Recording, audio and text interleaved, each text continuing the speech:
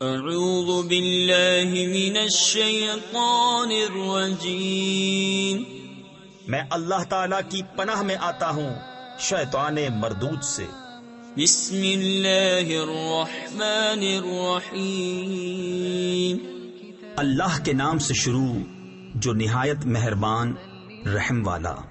لإيلاف قريش إيلافهم رحلة الشتاء والصيف فليعبدوا رب هذا البيت الذي أطعمهم من جوع وآمنهم من خوف۔ اس لیے کہ قریش کو میل دلایا، ان کے جاڑے اور گرمی دونوں کے کوچ میں میل دلایا، یعنی رغبت دلائی، تو انہیں چاہیے اس گھر کے رب کی بندگی کریں جس نے انہیں بھوک میں کھانا دیا اور انہیں ایک بڑے خوف سے امان بخشا۔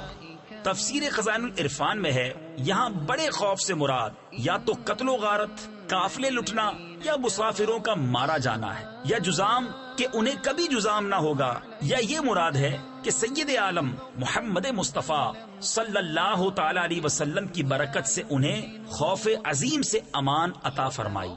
صدق اللہ العظیم۔